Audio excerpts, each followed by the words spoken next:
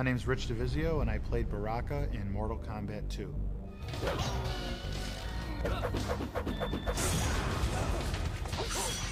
We were trying to come up with characters, you know, and we were going to costume stores and looking around and found a mask of this monster. There was this very tight mask that I had to wear. You know, painted it up, you know, kind of made it all butchered up his face. And I just remember tons and tons of water just coming down my neck. And we took like, you know, fake nails and put them on for his teeth and spray painted them silver. This mask was skin tight. And those made up his teeth. And so people don't realize that, you know, this really scary creature is made up of, you know, a mask and some fake fingernails that were bought in a supermarket. That shoot was unbelievable. Baraka hasn't been in many Mortal Kombat games, but he's been a fan favorite for a long time.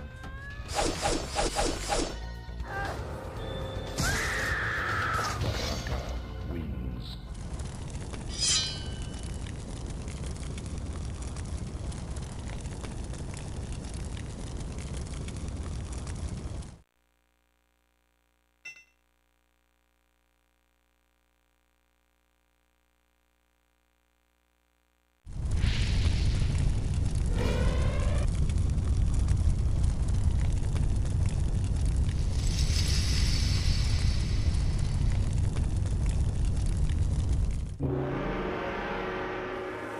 Hello, my name is John Parrish.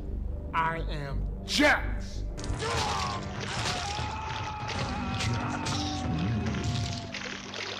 Fatality. Being the big guy, I was using raw strength and mental attitude. Be energetic, to be powerful, to actually portray myself as a hero, as I would look at it. John Parrish was great to work with. He was really one of the easiest guys to work with in terms of being able to do all the moves and all of the special attacks. I am the real Jax. We worked with him throughout Mortal Kombat 2 and Mortal Kombat 3, and he did a lot of promotional stuff with us. It was really great. When he first put the makeup on my arms, it took him 6 hours to do total.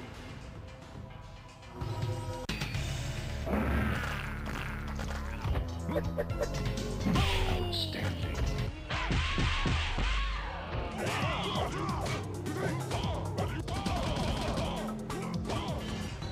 Actually, it feels great to be part of the Mortal Kombat legacy.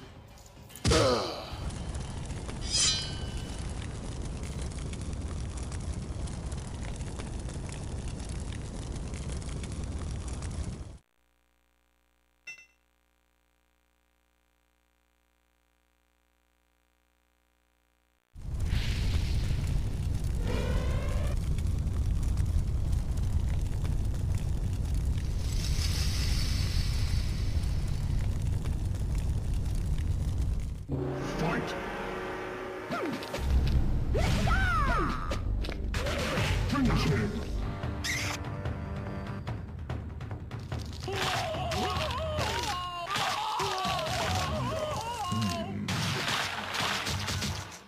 Fatality. I guess not many people know that the Tanya character is named after my sister, who's named Tanya, and as well as my other sister's name is Sonia. Tanya is the daughter of an Edenian ambassador, but she has sided with the bad guys in previous games. She turned on Liu Kang in her ending in Mortal Kombat 4, that she, you know, sided with Shinnok, you know, and she sided with the Deadly Alliance even at one point.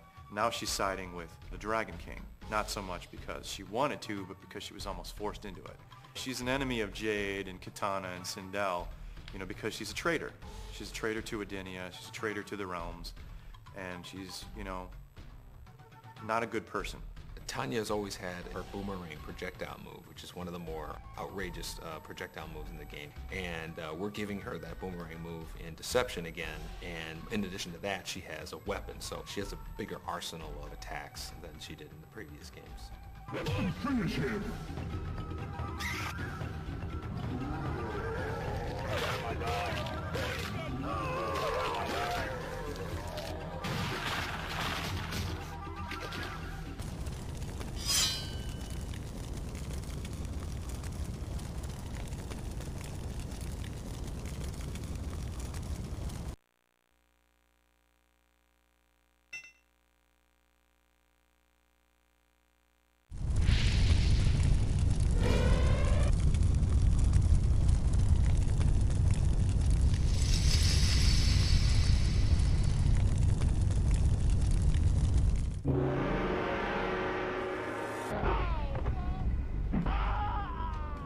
There were actually 2 Goro models made, and one was used for the actual game and it was posed and, you know, changed so much that it kind of fell apart over time.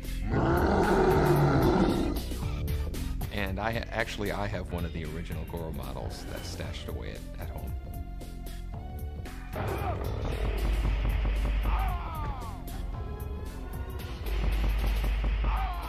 Flawless victory.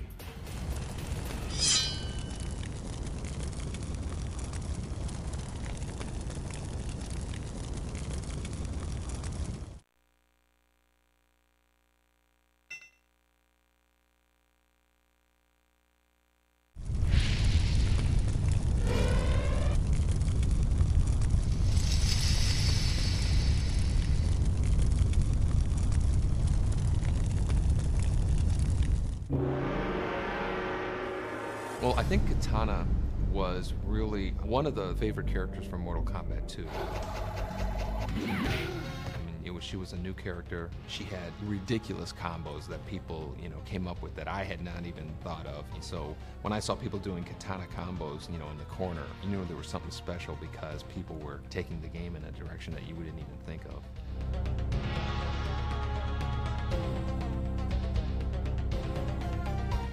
Well, Katana was similar to Melina in that had a limited amount of memory than the Mortal Kombat 2 machine, and we wanted to get 12 characters out. So Katana and Melina are really kind of the female version of Scorpion and Sub-Zero.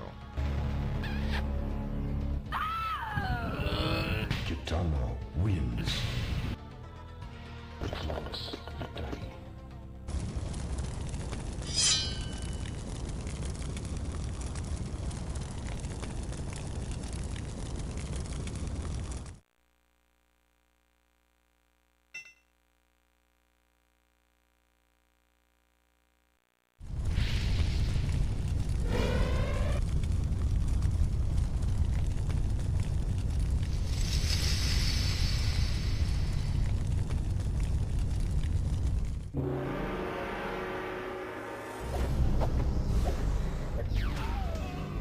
Melina was created because we needed to stretch the memory in our game again. We were out of memory.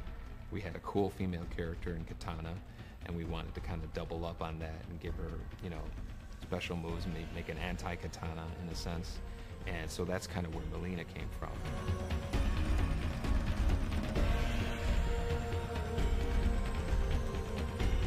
And so then with Melina, we had also introduced Baraka, so we wanted to make a tie with her because Baraka was a really bad character. So underneath the mask, Katana is really beautiful, and underneath Melina's mask is, you know, these really nasty teeth that were originally never on the costume, but we would just kind of draw them in on her fatalities.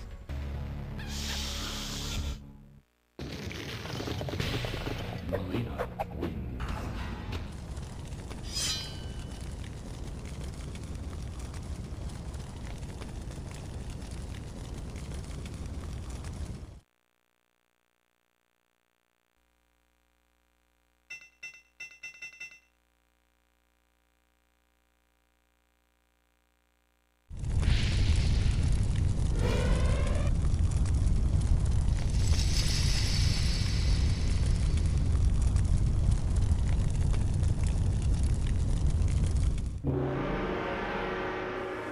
My name is John Turk, and I'm Sub-Zero.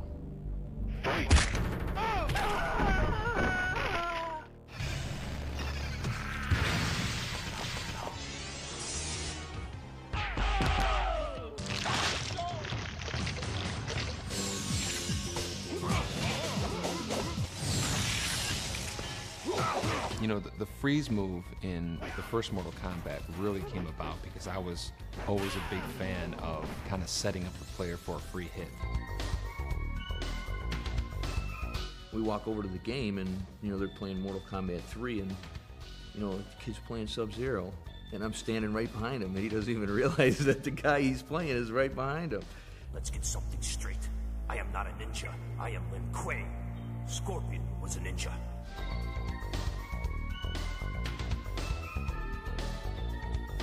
My martial arts style defined the character of Sub-Zero based on the way I move, the way I kick, the way I punch, the way I turn, the way I move my leg when I do sweeps.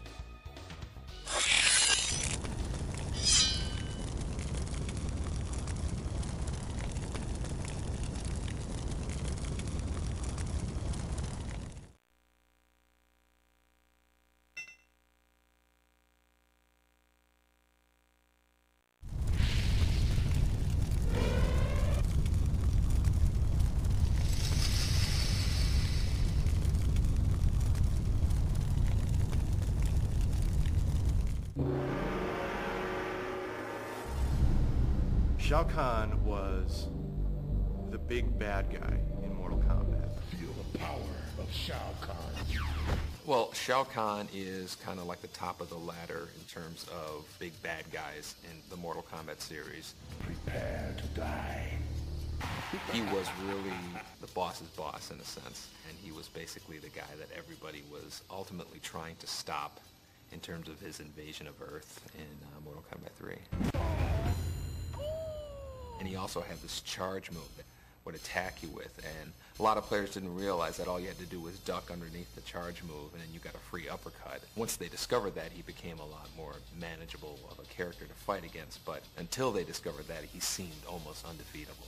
Shao Kahn was killed in Mortal Kombat Deadly Alliance, but nobody really ever dies in Mortal Kombat.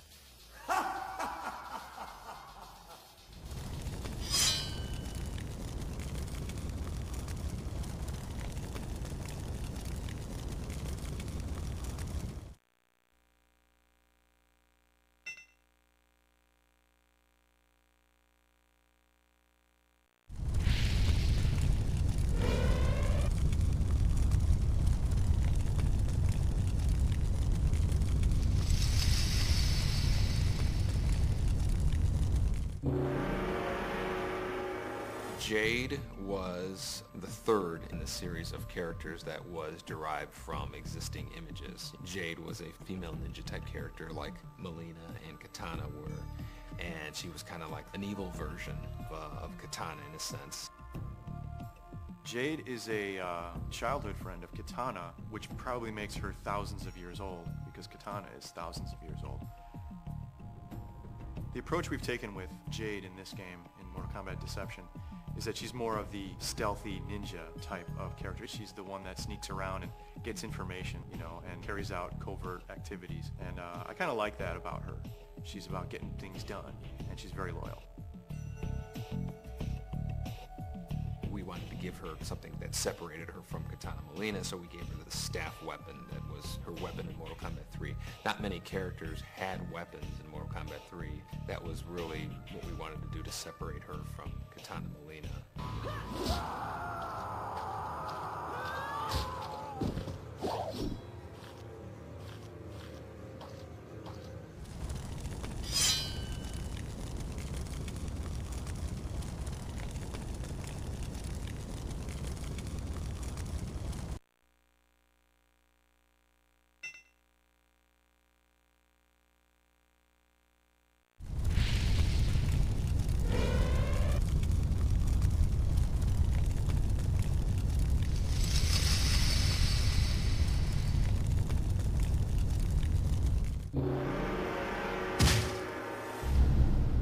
Kabal first made his appearance in MK3.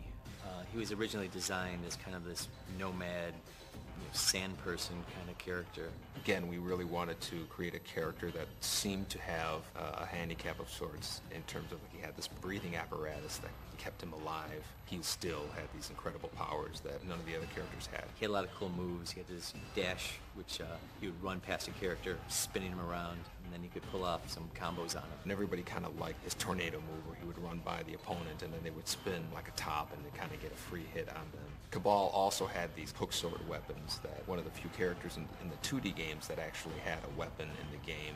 So that kind of made him stand out. He was actually one of the characters that was considered almost too powerful in Mortal Kombat 3. And we had to kind of tone him down for Ultimate Mortal Kombat 3.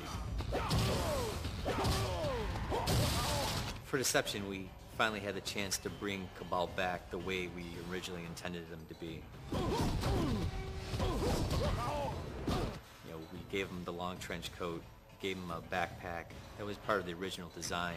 But back in the old days of digitizing, we couldn't really handle that. A long coat would have gotten in the way of the character's moves. In the 2D games, we were really limited to the costumes that we could build because it was digitized graphics. And with the 3D games, we build the costumes on the computer so we can really do whatever we want. Cabal's always been one of my favorite characters, so I was totally happy to bring him back for Deception, give him the classic design that we intended.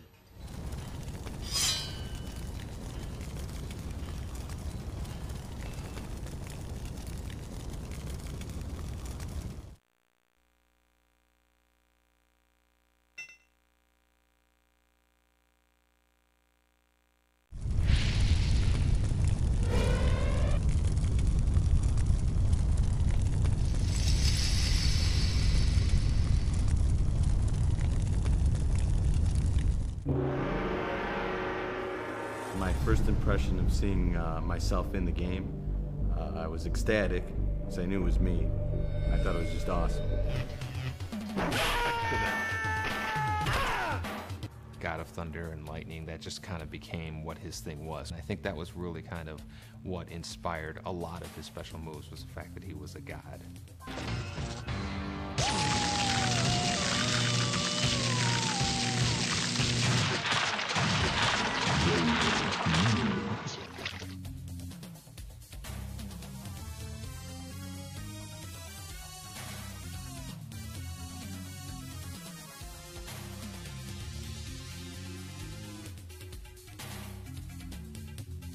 In real life, I am a martial arts expert. I've been doing various arts for probably 22 plus years.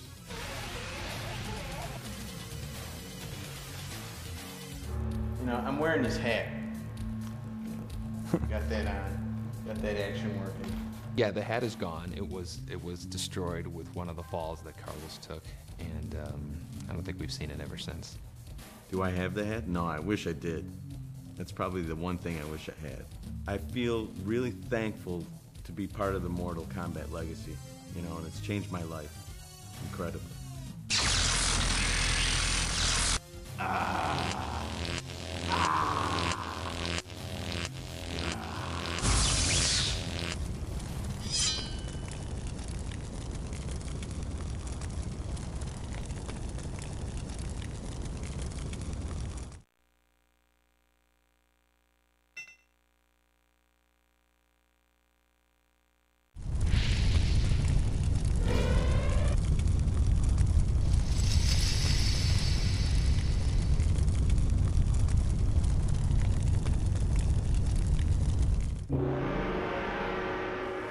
Sonya is a badass.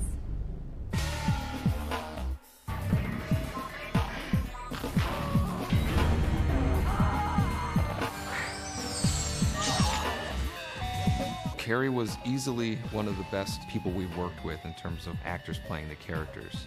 Yes, I still have the Sonya costume. Every once in a while, I'll bring it out. I'll absolutely see Sonya again in future Mortal Kombat games. I would love to play Sonya again.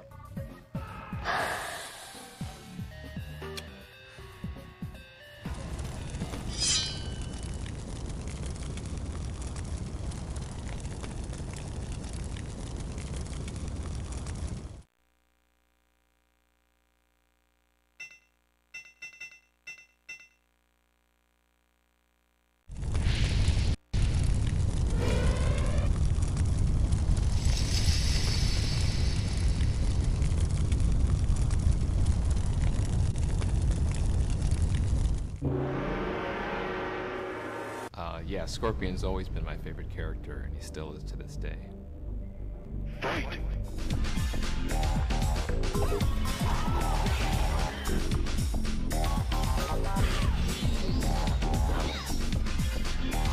Playing Scorpion's cool. I mean, you get to be kind of just a little bit crazy, a little bit nuts. You know, it's like you're a ninja. How cool is that? I've played him in Sub-Zero mythologies. I did some motion capture for Scorpion, and I played him during some of our live events for Mortal Kombat. I am Scorpion, You killed me in cold blood. As a player, if I get a chance, I'll always pick Scorpion. His whole play style, it just kind of suits my style of gameplay. I'm proud to have been part of the Scorpion legacy throughout the years.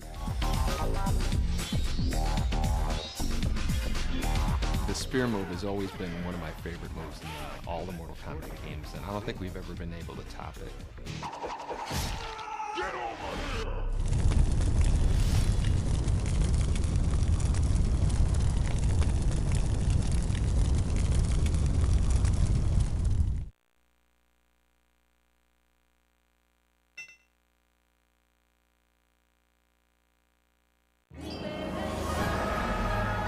Liu Kang.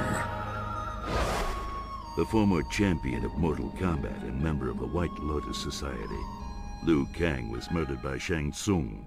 He now exists as a living corpse, fueled by vengeance.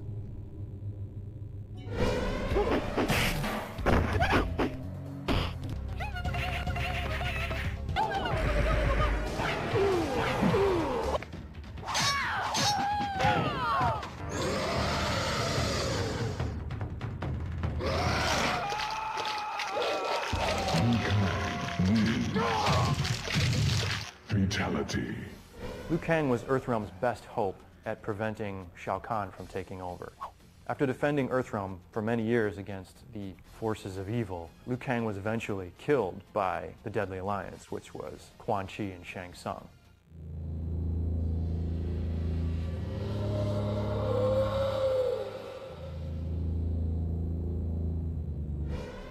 Liu Kang has always been the ultimate hero in Mortal Kombat. He's been kind of like the common man character throughout the whole series. We don't give him the crazy violent moves. He's a Shaolin monk. You know, we really wanted to make him the character that was the hero of the game. So we did that for a number of titles, and finally we really wanted to kind of change things up. At this point, Liu Kang exists in two forms. He's an undead corpse, and he's also his spirit self. You know, Liu Kang was designed to be the most accessible Mortal Kombat character. You know, his moves are the simplest to perform. Towards, high punch, towards, high kick. So he had these really cool flying kicks and fireballs, and anybody can perform them because the combination was so easy to do. And so our idea with Liu Kang was always to make that the most accessible character that, you know, you could basically show your mom how to play Mortal Kombat using Liu Kang. Finish him.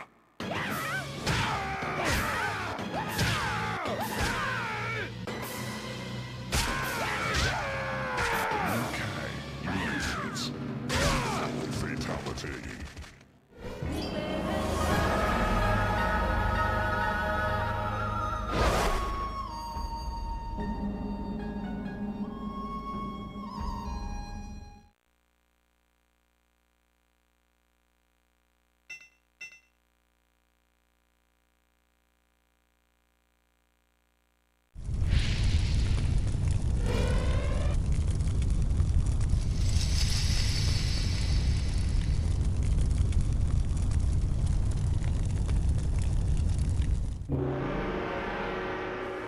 For Deception, our goal was to really say, let's bring back the nostalgia characters, and obviously Sindel, Nightwolf, Baraka, Melina, all of those are in that category, and so we had to bring them back. Fight.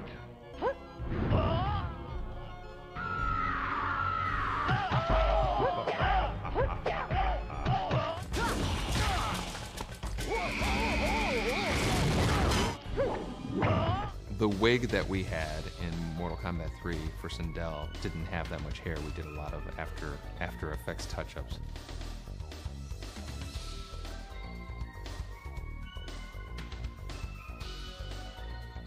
She had this ability to scream at super loud volumes, and that was kind of, that would stun the opponent and give you kind of a free hit.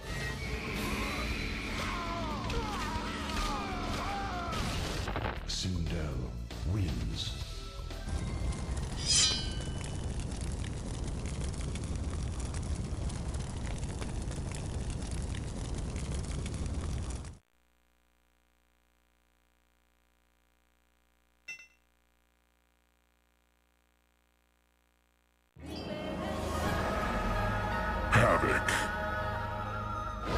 A denizen of Chaos Realm, Havoc despises order and sees it as a threat to everything in which he believes. His mission is to create mayhem and further unravel the fabric of life. He will also destroy anyone who seeks to control others. Havoc is the cleric of chaos. Havoc's philosophy is that chaos is good, order is bad, rules are bad. His arch nemesis is Hotaru, who is all about order and control. The interesting thing about Havoc's personality is that he doesn't form alliances with anyone unless it somehow will bring disorder to the universe. So he's not good or bad. Havoc is about promoting his own agenda, which is chaos. Originally, Havoc was designed to be noob, but the design was a little too far-fetched from his original, all-black costume. So Havoc was developed as his own character.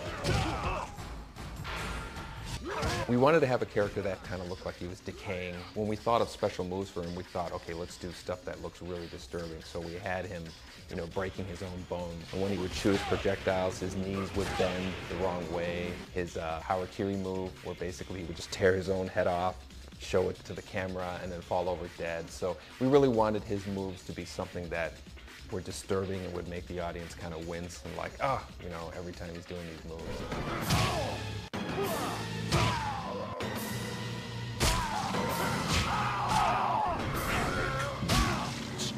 Brutal fatality.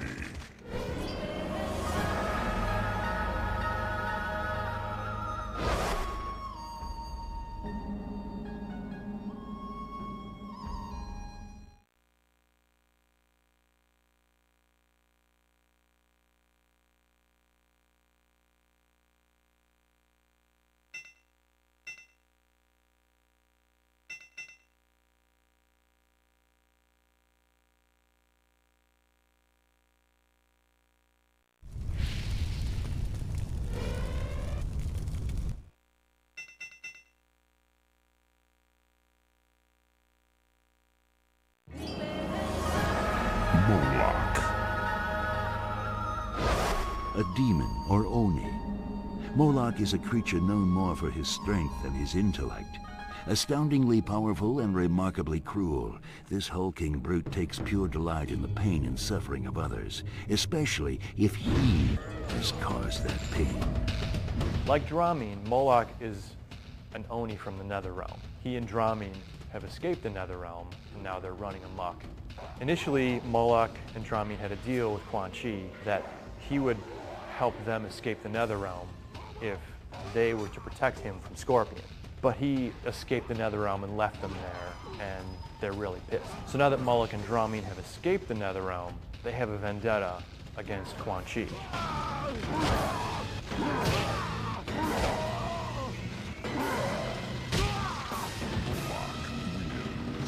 Mortal fatality.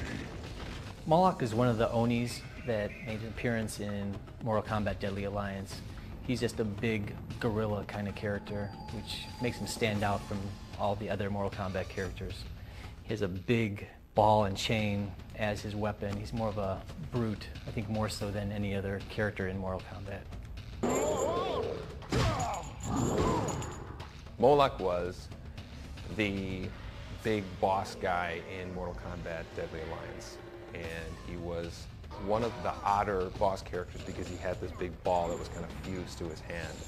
So we knew that we were going to be creating moves that would involve this big bowling ball that was basically fused to his hand, slamming it on the ground, causing quakes, smashing it into his opponents. He had such a hunchback that you didn't realize how big of a character he was. Most of Moloch's moves involved this big bowling ball that was kind of fused to his hand, where he was attacking opponents with him. We put a huge amount of damage on the move. He didn't have an elaborate array of moves that he could perform, but the ones that he did that involved this ball were very damaging, almost half the opponent's energy.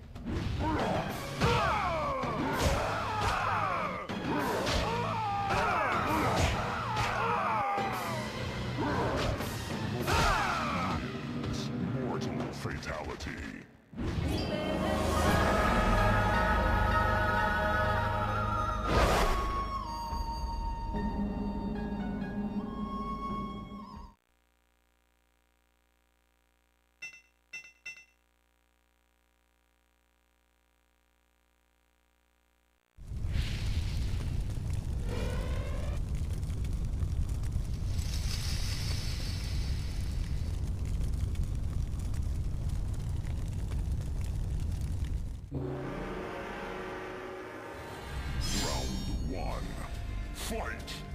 Ashra's always, for some reason, been associated as looking, people think she's a female Raiden, which was never the intention, but I think it's because she had the whole white garment on and a hat. Everybody associated her with female Raiden, which was wrong. She's probably one of the stronger characters in the game because she has a very large number of special moves. You know, she has probably one of the higher count of special moves than any other characters in Deception.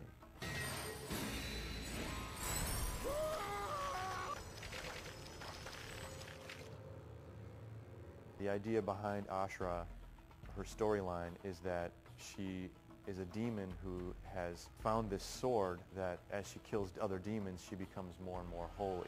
And she's figured out that if she keeps doing this, eventually she'll be expelled from the Netherrealm, and that's what she really wants. No one really wants to stay in the Netherrealm. She has a real sense of purity, where, you know, she's drawing herself up out of the murk. It is something that a theme that Mortal Kombat hasn't really hit much on before. As she kills demons in the Netherrealm, she's purifying herself. We like to think of her as an ascending demon as opposed to a fallen angel. Ashra is basically a bad character that's becoming good, that's trying to redeem herself. As she kills demons, she becomes better. What I really enjoy is her magical abilities. When I'm playing with the Ashra character, she has the vertical spin, she has the horizontal spin where she comes directly at you. She can throw projectiles up in the air, which will come down on your head, as well as a close attack on you. So she has these varied special abilities that are magical kind of in nature, which really makes her fun to play. Of all the new characters in Mortal Kombat Deception, I suspect that Ashra will probably have the biggest impact. Her looks and her moves, I think she'll have the biggest impact in Deception.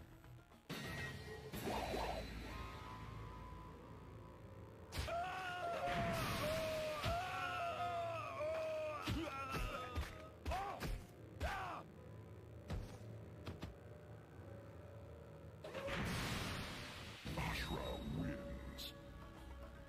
Fatality.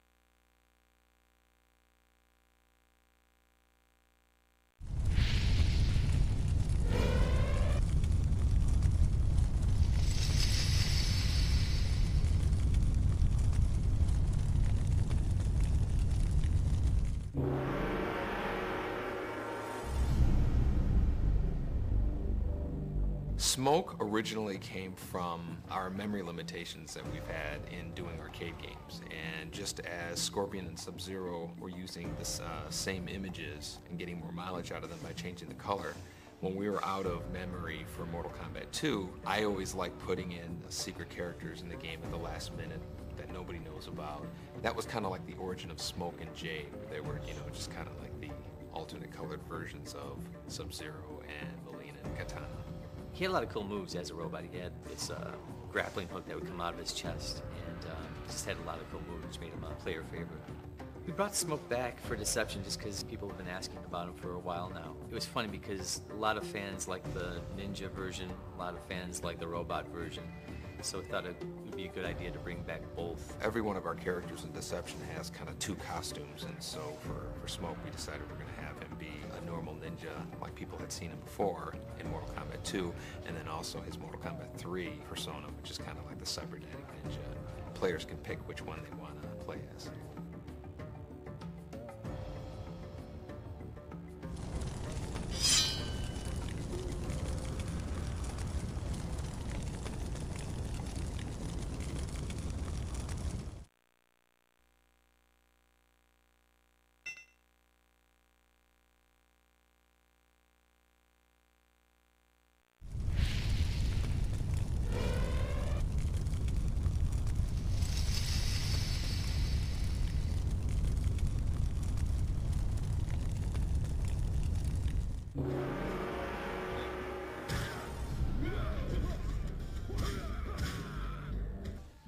Darius was the last character that we we came up with for Deception. He plays a little on the Chaos side with this new Chaos Order element that we have going in Mortal Kombat Deception. He is from Hotaru's realm of Order, but he's the leader of the Resistance movement.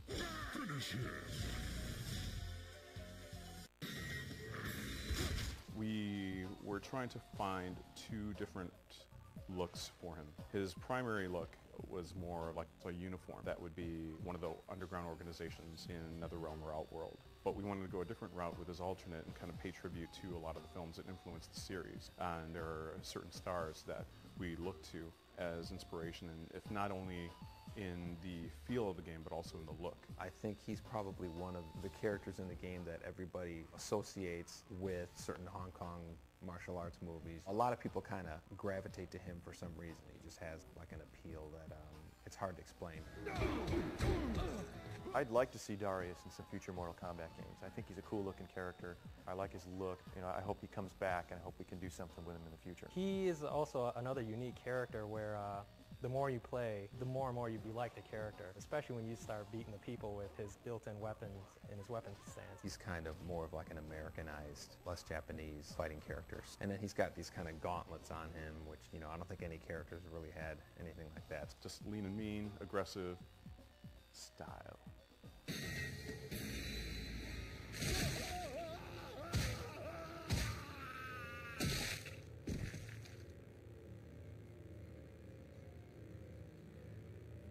Darius wins.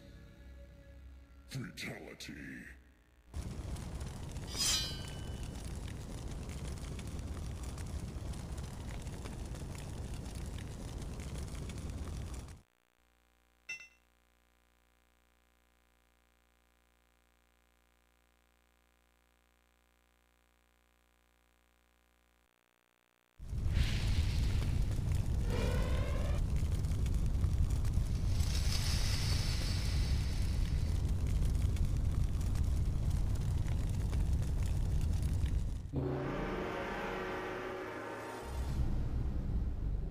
Hotaru's mission is to keep order at any and all costs.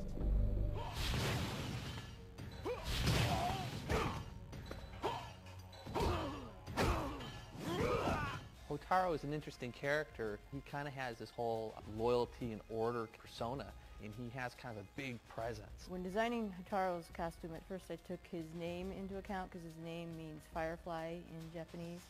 So went off in like this bug-like direction, but ended up with more of like a hard shell armor that was less bug-like and more warrior-like. So with Hotaru and Havoc, we wanted to try, what about chaos and order? Hotaru is basically on the order side. Havoc is on the chaos side. For instance, Hotaru actually sides with the Dragon King for the sole reason that he will bring order to the universe. You know, he doesn't care how he brings order to the universe, but he will bring order to the universe. One of his attacks that I like to use a lot, which is his projectile that shoots at the ground and kind of explodes out. I think it's visually one of the most exciting moves to see, but also it has dramatic strategic value when you're playing.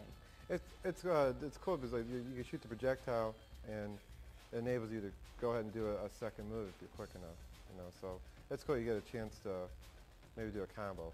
Hotaru came out pretty interesting that he has a lot of cool effects and I would say some signature moves that'll make him pretty popular. Hotaru is definitely one of the more striking characters in the game as far as all the new characters. Hotaru will uphold the letter of the law regardless of the consequences or the means to get there.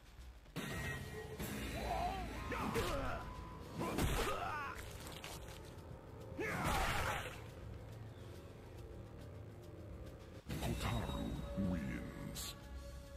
Fatality.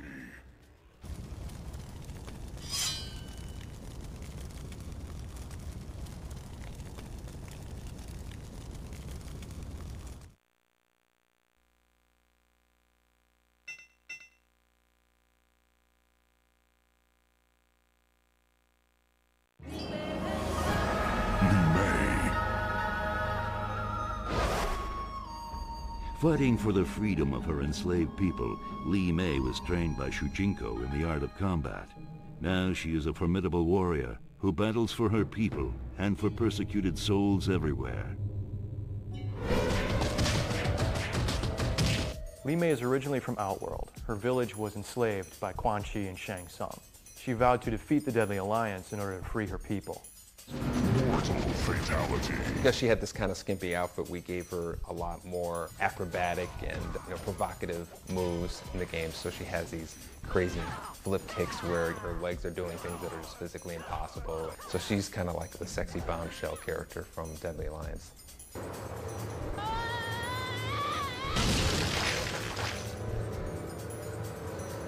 Probably one of my favorite moves from Li Mei is her backflip kick. She rotates around in an impossible way, pops the opponent up for a juggle, so it's a sexy and useful move.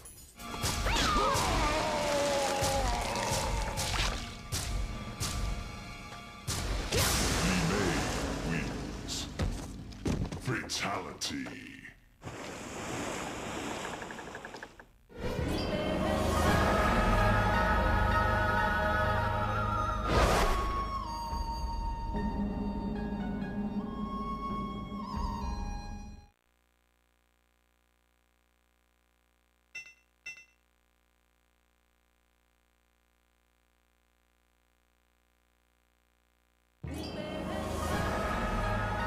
Dairu.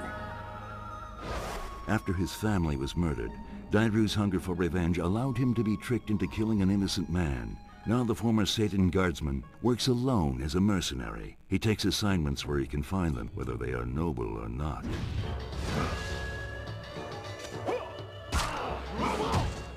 Dairu was a part of the same military force as Hotaru in the Realm of Order. Dairu was accused of a crime and was about to be sentenced. Eventually, Dairu breaks free and becomes a rogue. Dairu was a character that was introduced in Deception, but we actually had begun working on him during Deadly Alliance, and he didn't make the cut.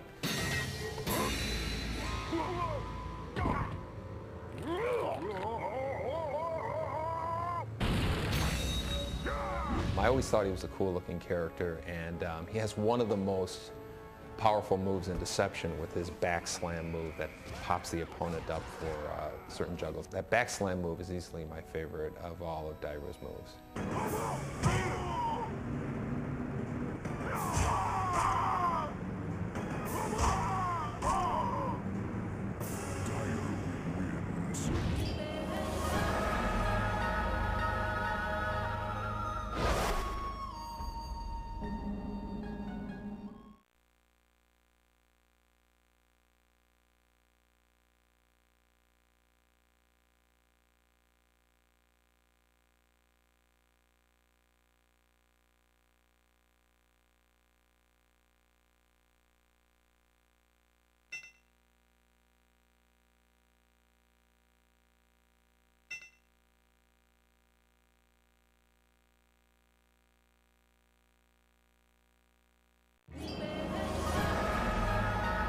Mocap. This unfortunate bystander finds himself embroiled in an otherworldly struggle simply by being in the wrong place at the wrong time. A motion capture artist, Mocap now fights for his life. Fantasy and reality have become one and the same. Mocap has a little bit of a storyline. He does motion capture for movies and video games, but it's not a deep story. I have no idea how I got here. One moment I was in a motion capture studio in Chicago, the next moment I was here. It was a late addition to the Mortal Kombat Deadly Alliance lineup. It's acting. It's the life, man. Mocap is based on Carlos Pacina. He's our motion capture expert on the game, and very talented performer. He's been in every Mortal Kombat game. He started out as Raiden. Got that on. Got that action working. At some point, we were coming up with hidden characters, Blaze being one of them from Mortal Kombat Deadly Alliance, and Mocap was something we could easily put together, and we decided that let's make him look like Carlos, put Carlos in the game, and that's the main motivation behind the Mocap character. Carlos is the life of this game. Ed and Steve together came up with the idea of, hey, let's put in this funny you know, Carlos mocap character, which, you know, I thought was pretty flattering. But, you know, it's also kind of weird seeing, you know, a fatality performed on your actor itself. So it's kind of disturbing a little bit.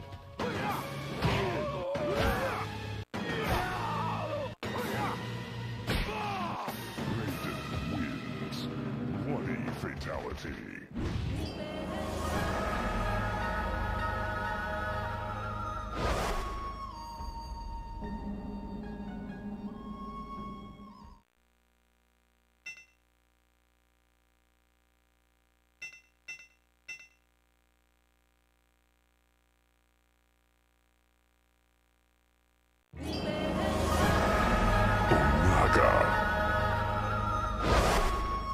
Centuries ago, before the rule of Shao Kahn, Outworld was controlled by Onaga, the Dragon King. Recently, Onaga has found his way back to Outworld and is attempting to reclaim his former empire by any means. Onaga, also known as the Dragon King, was the original ruler of Outworld, who was overthrown by Shao Kahn sometime in the distant past. The Dragon King came back to life by possessing Reptile's body. You see a hint of that in Sindel's Mortal Kombat Deception ending, where in the background you can see Reptile laying there on the ground after she has killed the Dragon King. In Mortal Kombat Deception, Onaga's main goal was to become the ultimate ruler of Outworld again. In Armageddon, he finds that he has to make some alliances to achieve that goal. Onaga the Dragon King is the big boss in Mortal Kombat Deception. The whole story is kind of wrapped around him.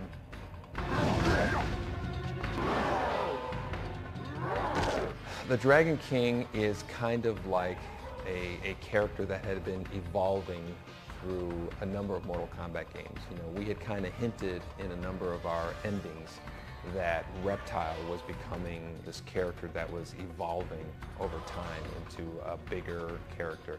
And Deadly Alliance started making reference to this Dragon King character and associating it with Reptile. He was really kind of like one of these characters that was like hinted and then finally revealed in Deception as the big boss character in the game. He's a huge character, massive wings, very ominous looking character.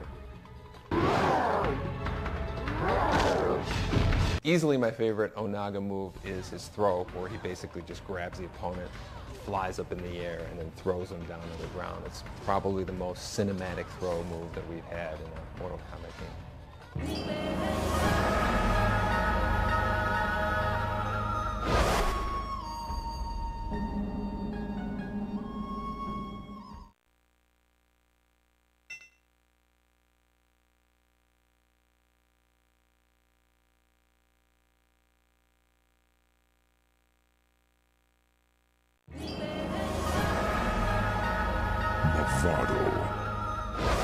A leader of the Red Dragon clan, Movado has undertaken a ruthless campaign of extermination against his rivals, the Black Dragon.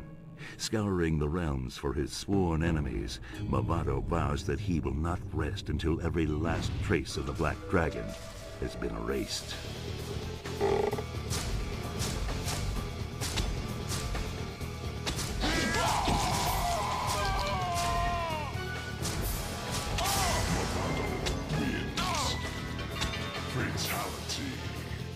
Movado is from Earthrealm. He's a high-ranking member of the Red Dragon clan.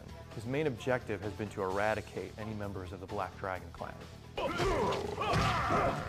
Movado originally started out as more of a matador kind of character, which didn't fit into the Mortal Kombat look at all. Movado was another character who started out looking completely different than he ended up looking in the final version of Deadly Alliance.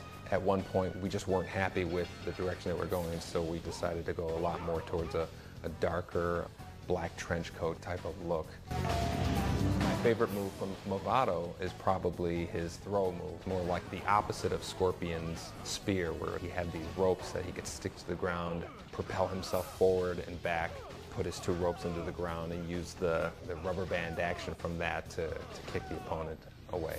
That was one of the cool moves in the game.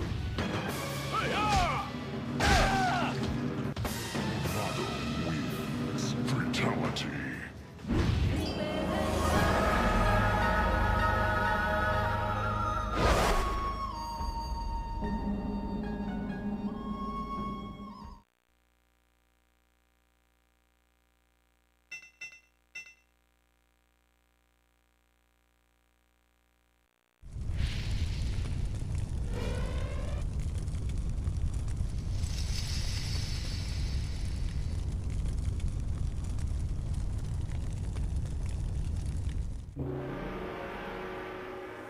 Spanish word for drunk is borracho, and figured that word kind of broke itself up nicely into 3 Asian-sounding kind of syllables. So borracho equals borracho, and hopefully some of you guys got that.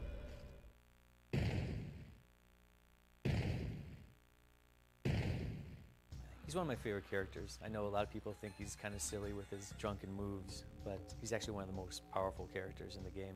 He's actually one of our comic relief characters, you know, Johnny Cage, and Borracho's kind of the next one there. Just the idea of this guy who just looks out of control, like he's just trashed, but he's a great fighter, and he incorporates that into his fighting.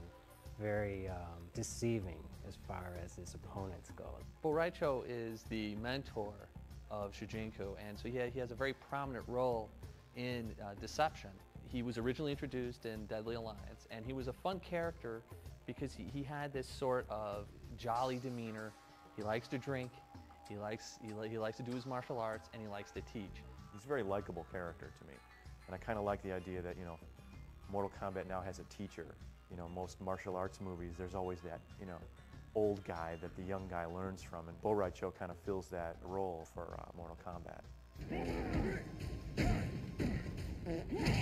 Ed had wanted to have a character that is basically this slob. Like he pukes, he farts, he just, you know, has no sense of self-control. And the sound that Dan Forden came up with was so funny that we just had to get it into the game. Yeah, you know, that's one of the things that we put in the game that, you know, we thought that the humor would wear out, but apparently every time somebody on the team listens to it or hears that sound, it manages to get a giggle out of them.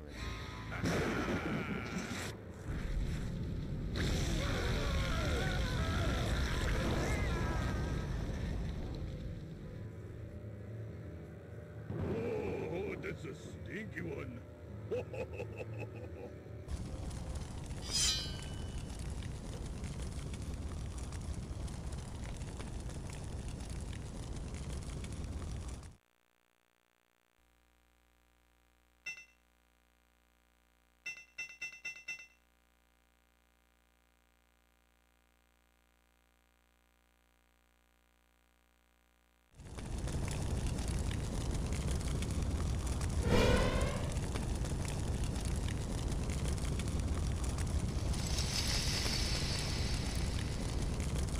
This place, it feels dark. As dark as every heart that inhabits it. Shujinko is kind of our next generation Liu Kang. Through the Conquest mode, you learn about Shujinko's past.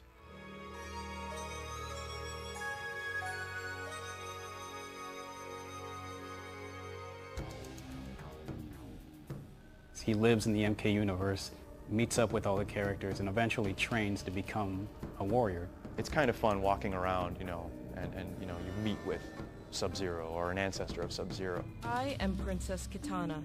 If you are the champion of the Elder Gods, perhaps you can aid us in our struggle.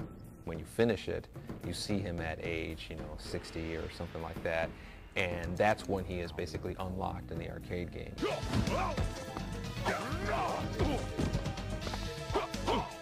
Shujinko wins. Everything from, you know, 20-year-old Shujinko up to old man Shujinko is voiced by Max Crawford. Younger Shujinko is just a little variation of my actual voice. Good to see you again, Damashi. It was fun doing the old man. Oh, Master Boraicho, crack the dojo window.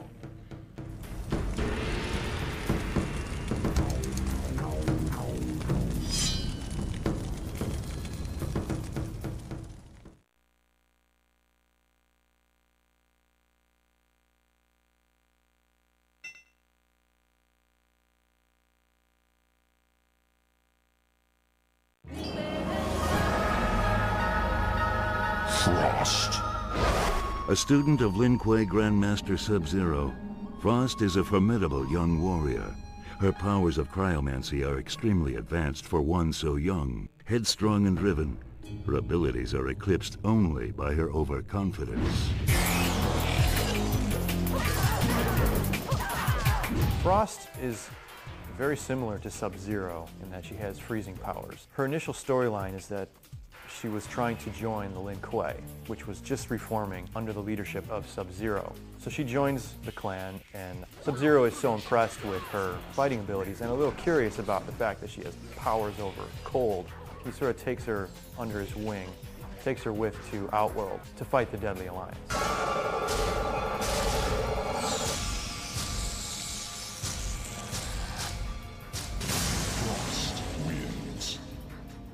Fatality. Frost is kind of the female Sub-Zero, if you want to think of it. Ever since we had the first Sub-Zero, we had always talked about having a female version of Sub-Zero. And for some reason we didn't do it in Mortal Kombat 2, 3, and 4. And for Deadly Alliance, we knew that we wanted to have a female freezing kind of character like Sub-Zero is, but give her her own story. Frost was one of the first characters we actually designed for Deadly Alliance. Eventually became one of the players' favorites. I remember when the public initially got wind of Frost being the female Sub-Zero, the backlash that we got for that. There were fans that were very upset that we were doing a female Sub-Zero. And I even remember one letter we got where some fan said, "Mortal Kombat will be destroyed if you do this." In fact, I think Frost is one of the best characters we have. I like her a lot. I think she's pretty cool.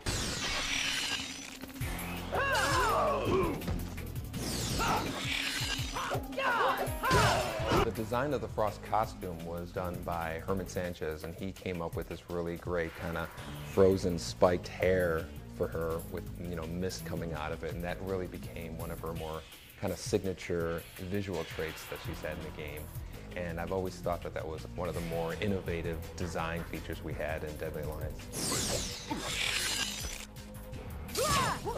My favorite Frost fighting move is her ground freezing projectile, where she basically shoots a beam of ice at her opponent along the ground, because we've never had one that was tracking the player along the floor. She has another slide move as well, but I think the ground freeze is easily my favorite move.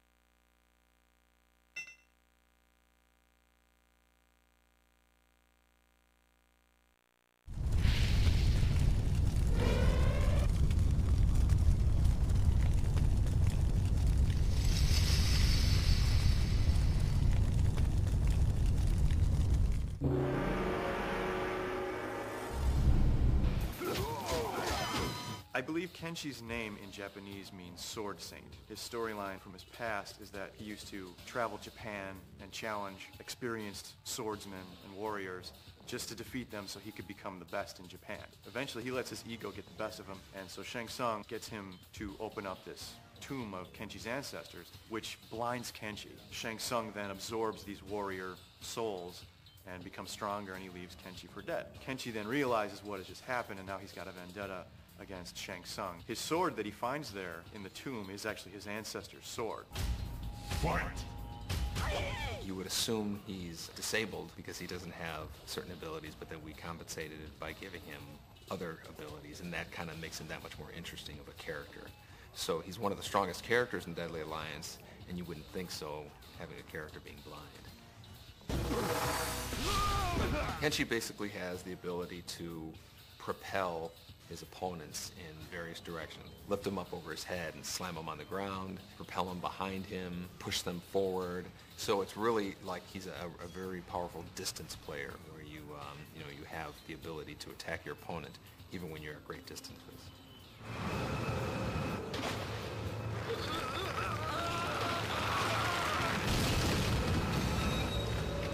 Fatality.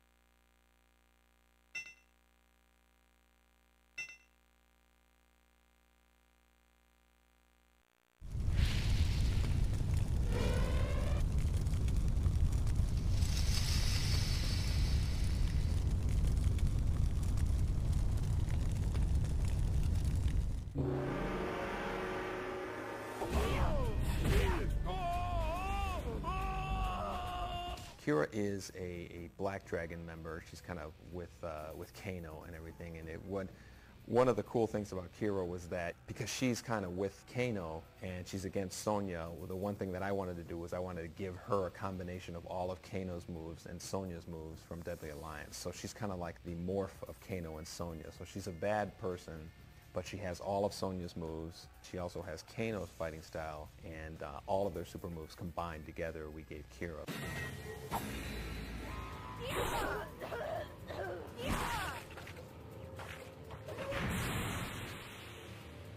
Kira has joined the newly reformed Black Dragon under the leadership of Kabal. She's kind of tough. She's definitely, I would say, a bad guy, but she's more disciplined than some of the other Black Dragons have been, like Kano. And she prides herself on her more disciplined take on evil. So Kabal sees in her a new spark that can really benefit the new Black Dragon.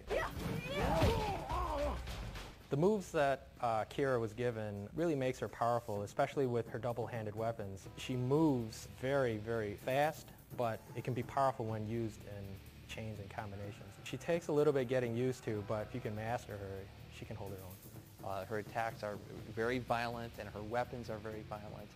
She's kind of like the Fatal Attraction character.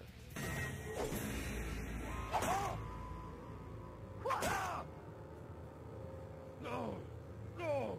No!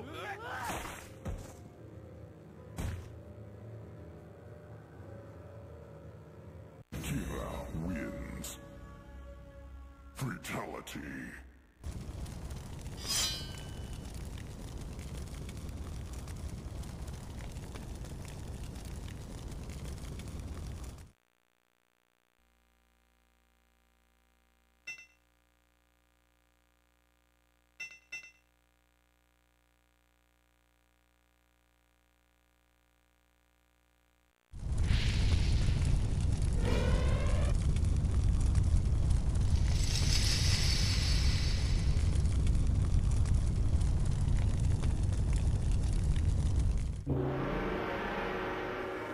The favorite character that I played in Mortal Kombat was definitely Quan Chi.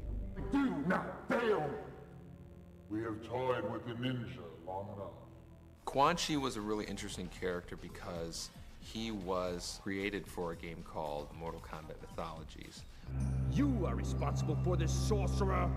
Which was an adventure game that was being produced at the same time as we were doing Mortal Kombat 4.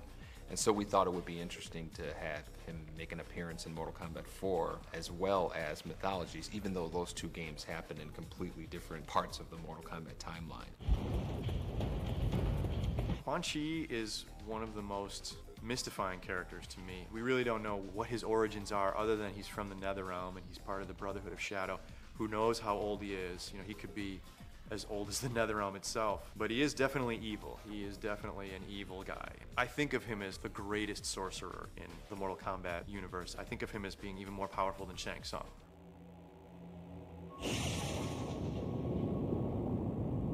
Rich DeVizio was hilarious as Quan Chi. He really played the part well. To me, he is Kano, and he is also Quan Chi. He's both of those characters. You can't look at Quan Chi and not think Rich. And now, on to Hollywood. The makeup was unbelievable, and I was actually able to act a little bit in full motion videos, which was very exciting for me. I remember that the impetus behind the cabinet design on MK4 was the reintroduction of the series back then. They wanted it to stand out in the midst of the arcades. As such, they wanted to push the sides as something that you could not miss. And so we did some shots in the studio, had Rich come in, put fire behind him, big old Quan Chi face, no one can miss it. And that's what ended up happening. The first time I saw myself on the side of the Mortal Kombat 4 arcade stand-up, I was just blown away. That chapter, Mortal Kombat 4, was the Quan Chi show in a sense. Do not fail.